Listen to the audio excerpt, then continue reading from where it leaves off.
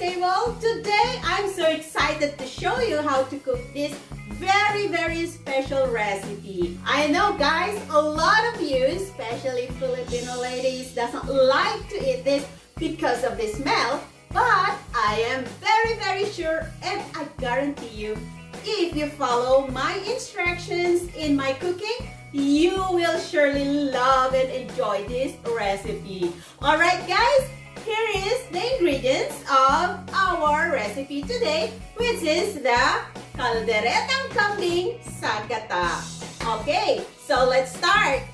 This is the goat meat that I bought. I already washed it, but washing is not enough because we all know that goat meat has this smell, right? So first, I have a cup of white vinegar that I'm gonna pour into my meat, and I want to wash it with the vinegar.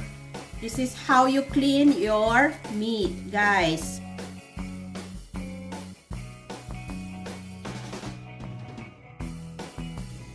Okay guys, I have here some boiling water in my pot. So what we will need is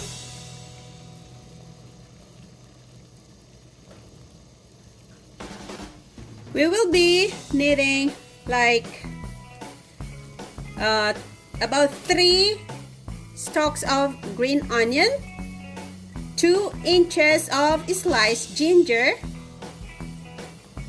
1 stalk of lemongrass, and 1 piece of lemon. We will boil this for about 5 minutes. I'll just cover it for now. Alright guys, I can already smell all these things inside. It's so good. It's a very good smell. Like you can smell the lemongrass, the lemon, the ginger, the onion. And I will add a tablespoon of salt. Okay. Now, this is the meat that I already cleaned it with vinegar and I wash it. Now I will add in to blanch with this solution. Okay. This is the secret on how to remove the smell. Yung tinatawag nilang maanggo na amoy ng kambing. That's why I know a lot of you guys doesn't like to eat this meat, but for your information, goat meat is very nutritious. It is the best red meat that you can have. It's better than the beef, the pork, and any other meat, the lamb. So goat meat is very nutritious.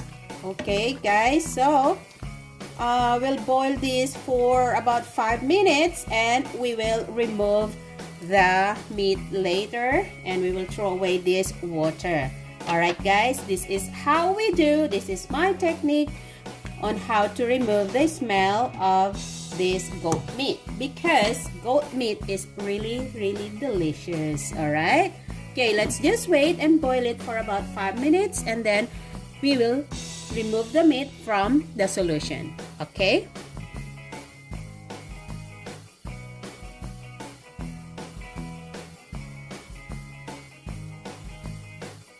Alright guys, this is, we don't need to wash it anymore after we blanch it, okay, with those lemongrass and everything. So I have 1 piece of lime and I'm gonna squeeze on the juice to marinate my meat. Okay, so if you don't have lime guys, you can use calamansi. Okay, maybe about 6 because this is 2 pounds. Okay, so 6 pieces of calamansi. I will add ground black pepper,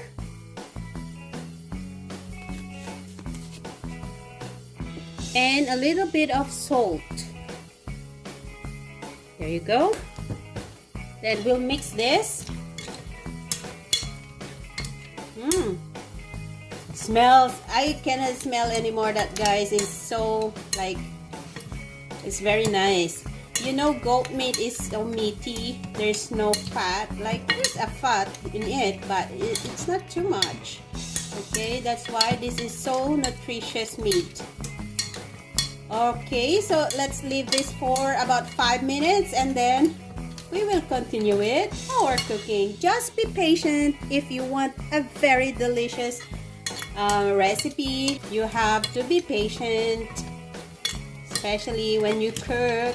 Alright, okay, so let's just wait for about 5 minutes. While waiting for the meat to be marinated for about 5 minutes, I want just to give a very quick stir fry with my potato. Okay.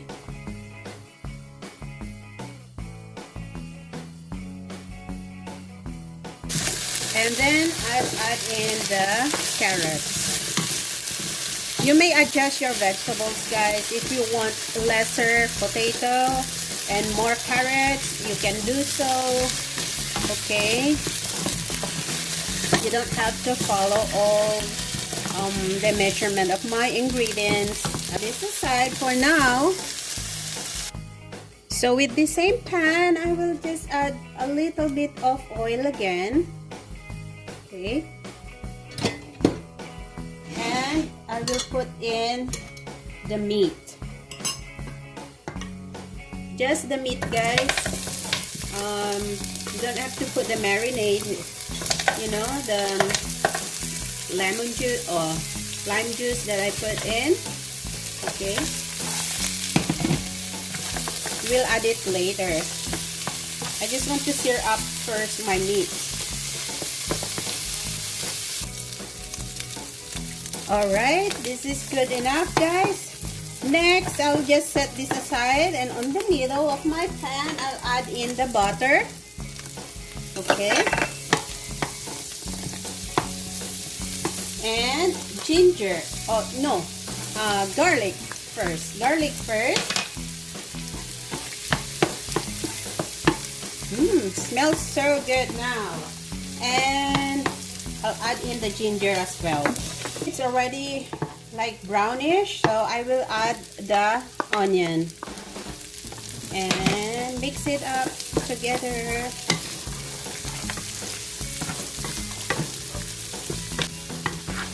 Kailangan, guys, mabango ito kasi si Direk maarte. Pag may amoy, hindi kakainin. Masasayang yung pambili ng goat na mahal pa naman. Okay, so I will add in the tomato. A lot of tomatoes. I cut up about 4 pieces of large Roma tomatoes.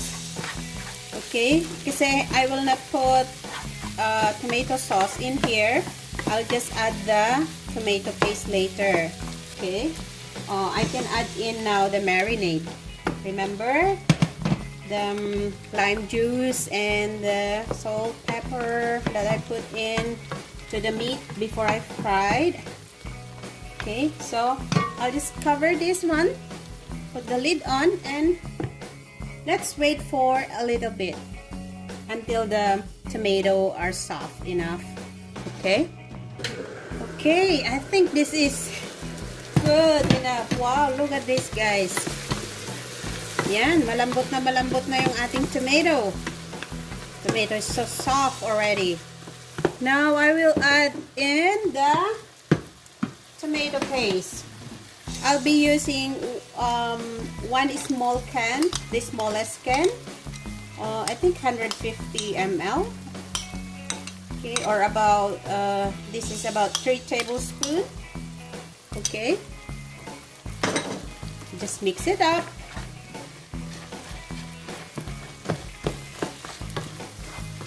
Guys, ang bango. Won't believe it, but it's true. You have to try it by yourself, okay? Really smells delicious. Smells good.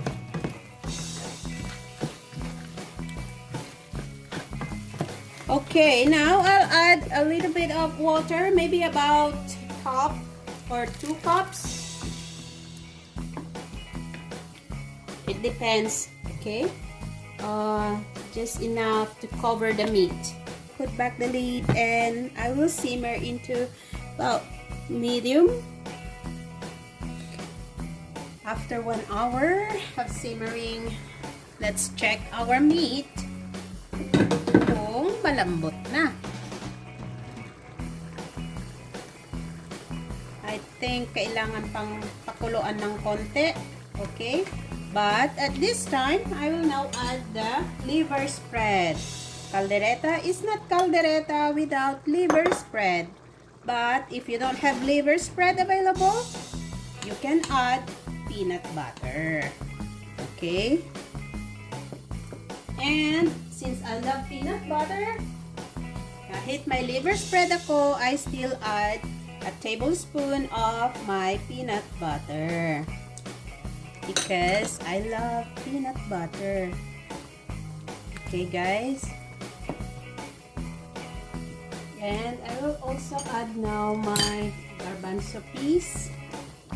Guys, I'll add in the potato and my carrots. And also, I'll add 1 cube of 1 beef cube. Okay? Pampalasa lang, guys.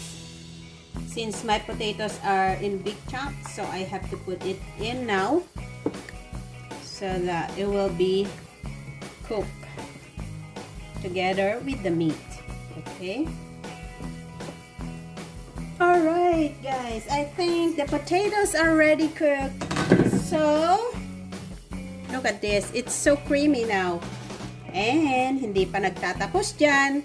I still have to put in the gata. Ang sarap sana nito, guys, kung yung ating gata is came from the coconut tree. Ganon. Diba? Yung kinakayod mo and then pinipiga-piga. Ganon. Ito, guys, ang nagpapasarap sa ating caldereta. Yan. Now, I'll add in the special yan. Galing Philippines. Yung aking hotdog na pula na may cheese. Right? And now, I'll add in the green and red bell pepper.